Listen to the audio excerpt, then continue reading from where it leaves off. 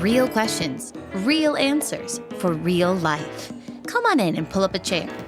You're at 1850 Main Street with Michael DelGiorno and David Zanotti.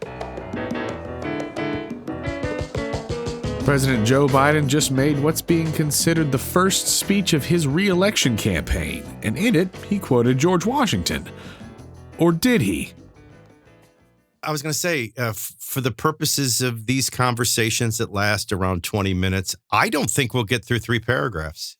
That's how substantively in error this speech is. I just ate dinner. I would lose my dinner if we tried to go through this entire speech. I can only handle a little bit of this thing. Now I'm right here in front of you. I want you to see. All right, look, here it is. Here's the Washington Post written transcript. I've got it. I know I have it too. But in addition to that, here's Dr. William B. Allen's 700-page work that's on sale today and has been since 1995 at Mount Vernon, the home of George Washington. Okay, this is the book. All right, 700 pages. These are all the marks.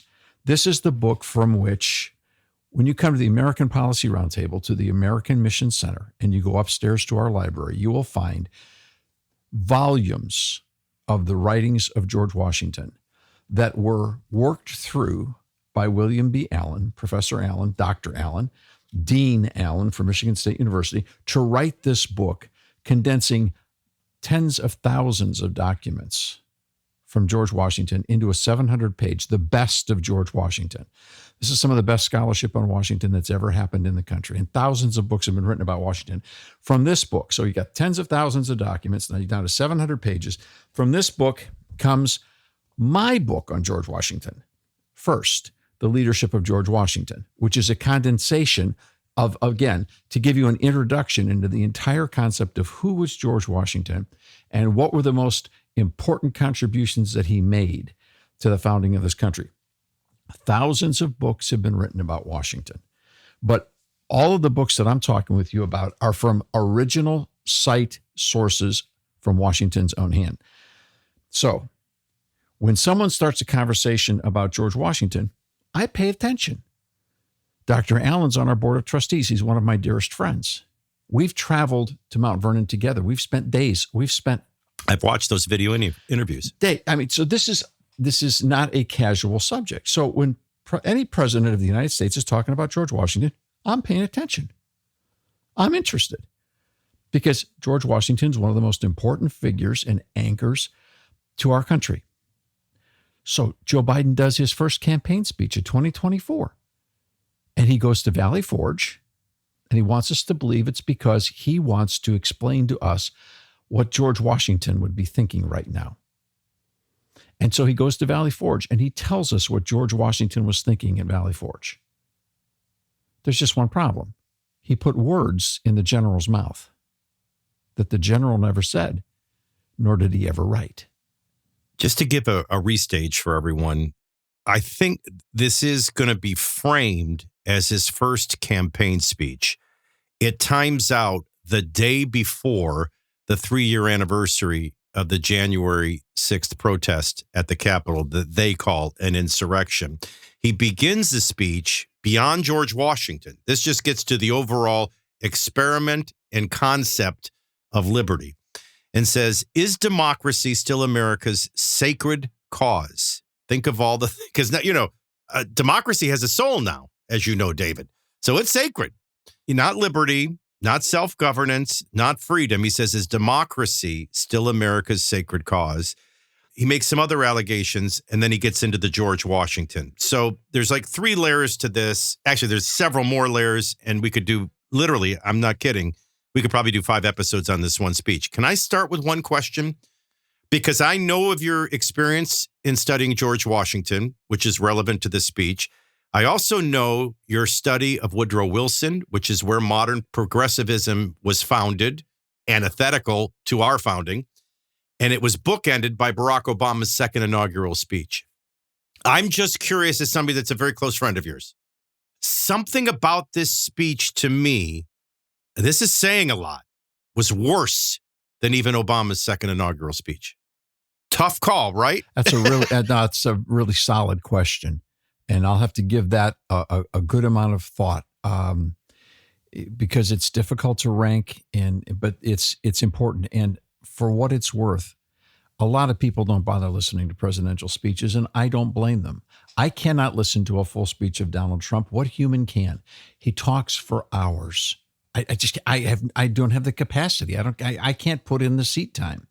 This speech by Joe Biden was 36 minutes, and it took me everything in my ability to hang in there with it because, first off, now I'm working off the transcript, but I've studied presidential speeches for a long time. I have met with professors that have done this has been their focus of their entire academic career in American history is studying American president speeches. This is a big deal.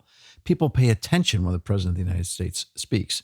So it's a big deal. I don't know how to rank them. I think that's a great question.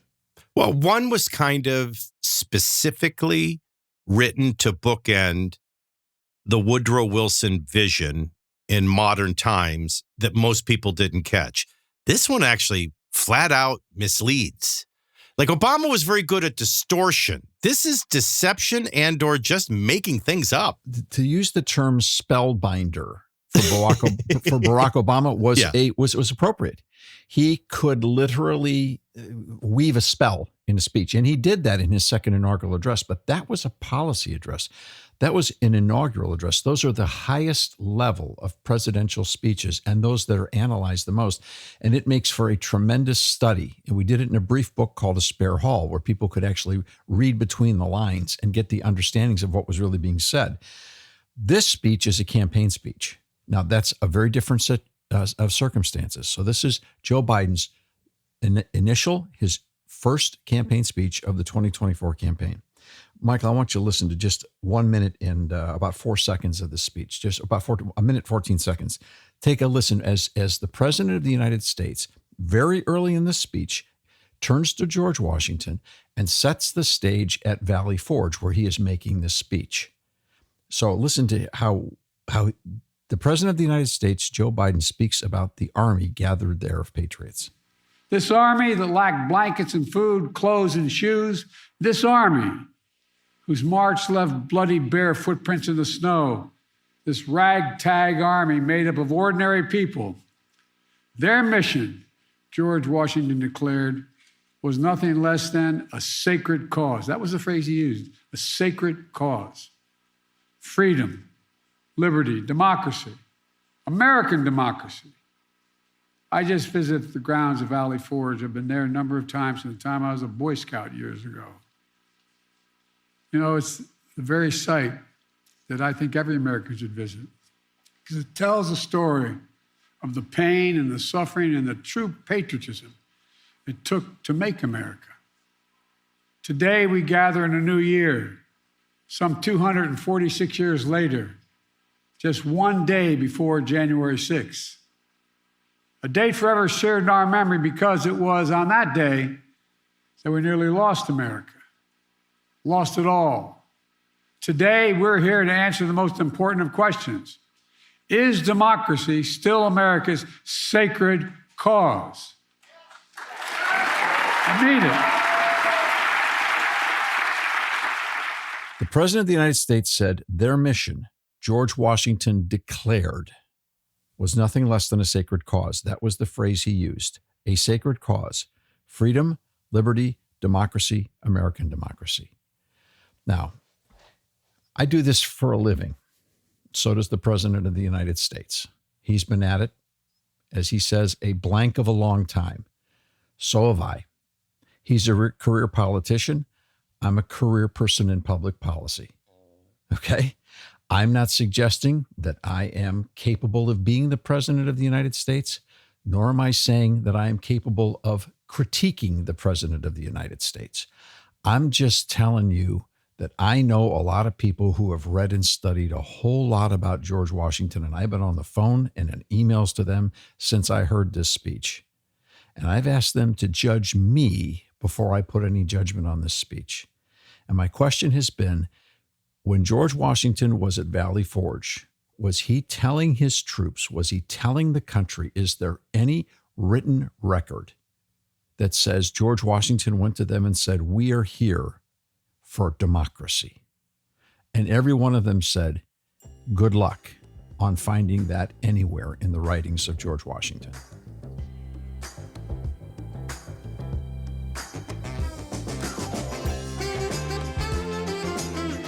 When you subscribe to 1850 Main Street, you're the first to find out what's happening next with new guests, publications, and events.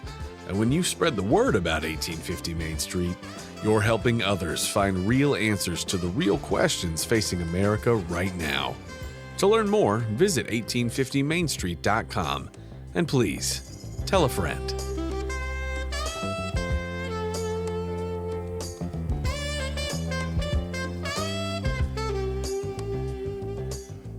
Can I just make a really elementary observation? Did you notice, this is also very much amateur hour in delivery compared to Barack Obama, but also in writing. Yeah, well, because when you played the clip, I thought, if you think it was painful to read this for 36 minutes, it was probably less painful to hear it from the standpoint of you were asleep in the first 4 minutes. I mean, you just can't get through that delivery. And so it gets lost. I mean, if Barack Obama delivered this speech and people had heard it, it would have been powerful. But notice how at the beginning, the question is democracy still America's sacred cause? And then later in the quote, he adds liberty, freedom, and democracy, though I don't think we could ever find democracy in George Washington's lips. So that's a little trick that's done. He says it early, just democracy, then later he adds two more. Weaving the spell. Yeah.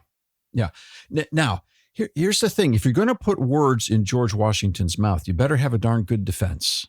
Because as I've said to you, I can take you right to the American Mission Center, to the library, walk up the stairs, and you can touch thousands of documents that George Washington read, or that he wrote. I mean, there have been more books written about Washington than any other president. This is something that people pay attention to. Why is this an issue? This is not the argument about democracy versus republic. You won't find George Washington using the word republic from Valley Forge either. George Washington at Valley Forge was rallying his troops for independence from Great Britain. I went through and I've looked through the writings of Washington from Valley Forge, the things that he wrote. The word democracy isn't there. It's not in any of them. I went to Washington's writings thinking, okay, well, where would be a place that you could find Washington specifically talking about our form of government? Some of the best letters that the general ever wrote were letters he wrote back to Lafayette in France. Because after the war, Lafayette went back to France. And of course, then Lafayette got involved in the French Revolution. And Washington was extremely concerned about this because he was a very dear friend. The families were friends. They were very dear friends. And Washington knew that the French bailed us out and that Lafayette was the key man. They were very close friends. And Washington was very concerned about him. He was also concerned that Lafayette would understand the Constitutional Convention and what it was that America was trying to do. Nowhere in these letters do you find Washington using the term democracy.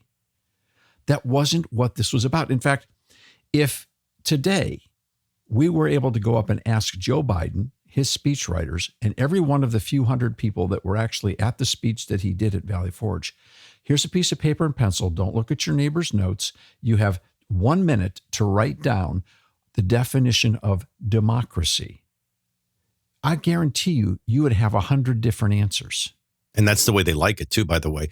You also pointed out something that's very key, David. When you brought up the speechwriters, do we know who wrote this? Not because yet. No one thinks Joe Biden wrote it. No, certainly not. And you also mentioned the elementary construction of the language. This is not even written at an 8th grade level. These sentences, I feel like I'm in Sesame Street right now. I mean, these sentences don't have subjects and predicates. They're just phrases used as sentences. There are like 3 and 4 word sentences. I mean, you can't dumb down human speech much lower than this. You see, now you're putting me in awkward positions. They know this is an approaching 83-year-old man with some cognitive issues, some energy issues. Is it dumbed down or written in shorter sentences for his ability to deliver, or is this just what we've devolved to? But I bring this up because I'll bring it up this way. There's a famous clip on Facebook. It pops up, it seems like once a week, where he's bragging how he worked with Strom Thurmond and got an impossible bill passed right before he left the Senate. And of course, Strom Thurmond was long dead by then. So it couldn't have happened. All right. So that's just Joe Biden. And that's, by the way, 7 years ago, or at least 4 years ago, I think that actual interview. So we know he's slipping, but this was written by somebody. This wasn't a slip of somebody cognitively impaired. This is somebody trying to deceive you and rewrite history. Well, let's go back to their mission. George Washington declared was nothing less than a sacred cause. That was the phrase he used, a sacred cause. Freedom, liberty, democracy, American democracy. Okay, what did George Washington write in regards to his motivation for going into battle, going into the war for independence? On November 27th, 1783, General Washington wrote to the Reformed German congregation of New York. He wrote them a letter. And in that letter, he said what his motive was for actually going to battle. And I quote, "The establishment of civil and religious liberty was the motive which induced me to the field. The object is attained, and now it remains to be my earnest wish and prayer that the citizens of the United States would make a wise and virtuous use of the blessings placed before them." Why did he go to the battlefield? For civil and religious liberty. He didn't say for democracy. He didn't say for American democracy. The whole notion historically is absurd. Now, the problem is Joe Biden and his speechwriters, the progressive left, John Podesta, George Soros, etc., want us to believe that America is a progressive democracy, that democracy is our form of government, even though they can't even define what democracy is. Why should that matter? Because the reason that George Washington went to battle was for civil liberties and religious liberty. He further articulated in 1783 in his circular to the states that he went to battle for the concept, the principle, the reality of self-government. George Washington went to battle based upon the Declaration of Independence. That's what they went to battle over, which is self-government based upon the consent of the governed under the rule of law. You bring up, if you ask them all to explain what democracy is, you'd get probably as many different answers. I wonder what you'd get if you said, what is self-governance? Thank you. Or even quite, excellent question. Yeah, or even quite frankly, what is a representative form of government? Because they don't even respect representatives, right? We demonize anybody that disagrees is an enemy of the state. So if it's an elected member of Congress representing a constituency with a like worldview, policy view sent for a completely opposite mission, that isn't acknowledged as part of George Washington's success and vision and what he won. No, it's demonized. They're not. I got news for you, David. This new progressive left is not interested in a representative republic. They've proven they're not interested in law and order. They're not interested in the law. They're not interested in opposing views, any opposition whatsoever from a citizen or an elected official. And they're willing to put words, campaign slogans in a founder's mouth. In the mouth of George Washington. But and let me tell you how childish this is. So they think that they're intellectual when in fact, they're really, quite frankly, not. And the bottom line is this is all childishly set up to make the point Washington fought to free us from a king and Trump is trying to be king again. And we fought against kings in the past and we should fight against them now. This is literally it. And then the really simplest campaign setup is Donald Trump and his campaign is all about him and not you, which, by the way, the Democrats play that game too. They do have a definition for democracy. It's their platform. And if you oppose it, you oppose democracy. So you're an enemy of the state. In fact, I will say this, of all the candidates, whether it's Trump, Biden, Nikki Haley, even Governor DeSantis to agree, only RFK is innocent of not making it about him. He is the only one that only makes it about we the people. So they're both guilty of this, but he rewrites history. He puts words into George Washington's mouth to make the simple point Donald Trump is the devil. He's the boogeyman. He's the paboch. He's wanting to be king again, and he only cares about himself, not you. Are you kidding me? Look, That's how cheap our liberty is? If he wants to make a complete diatribe against Donald Trump for all those things, that's fine. You can call him a king, call him a dictator. Hey, that's fair game. This is a political campaign. I get it.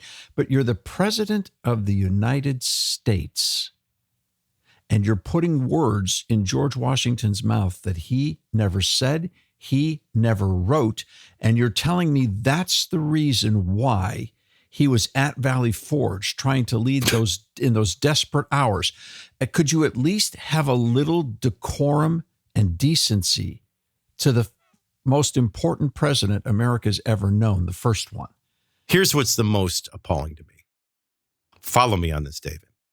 And it happened on a Friday. So we got to give all of talk radio and all of Fox and CNN and MSNBC time to lift the curtain and show you their heart once the week starts. But you watch the amount of people that will focus on how disoriented he looked after the speech, how disoriented he was when he landed on Marine One from the helicopter back in Delaware and didn't know where he was going and he was turning in all directions. Or how his wife had to lead him off stage. They'll notice that, but they won't notice any of these words. In other words, this isn't talk radio. This isn't funny. This isn't senility. This is an offense to liberty, freedom, self-governance, everything our founding fathers risked, everything they've achieved, everything every generation has fought to preserve. This should outrage the American people. And not only will they not notice it, the talking heads they go to repeat narratives will only be talking about how he was disoriented. Not how disoriented we are that we don't catch this. This is a president who is now running the fourth time for the office. The first two times he was forced to resign because of plagiarism. Resign the campaign, walk away from the campaign because of plagiarism. Well, this was plagiarism. The third time he ran from his basement and read the words that he was handed, and he was elected. Now he's running for re-election, and he starts his first speech, not with plagiarism, but with trying to rewrite the history of our country and put words in George Washington's mouth, campaign slogans. Now, just stick with me for one more minute on the illogic of this. What is democracy? Democracy is a concept that government resides, the power and authority of a government resides with the people, that government should reflect the will of the people. That's the concept of democracy. Now, that concept has unfolded from ancient Greece forward. And only in the American experience not Greece, not Rome, not all the other republics of Italy, none of these governments flowing ever even got us close to the idea of people being able to vote in the process until we got to America. There were always classes of people who could vote and classes who couldn't. And America, it takes America a good long time to get to where you're one man, one vote, okay? One man, one person, one vote. All right, this has been an unfolding concept over thousands of years. Now, Joe Biden wants us to believe that as General Washington is there at Valley Forge fighting in defense of the Declaration of Independence, that he's fighting for a system of government where John Podesta sits in the White House and writes checks to his friends, and two political parties basically rape the entire system of American government to get their own power, and that George Washington actually had Joe Biden on his mind at Valley Forge. It's the entire prospect is preposterous. Oh, by the way, we're only 3 paragraphs in. All right. And I've already had 3 strokes. This conversation continues on The Public Square, the daily broadcast of the American Policy Roundtable. To listen anytime, visit thepublicsquare.com or download the free phone app at your app store. Just look for The Lamppost. And we'll see you next time here at 1850 Main Street.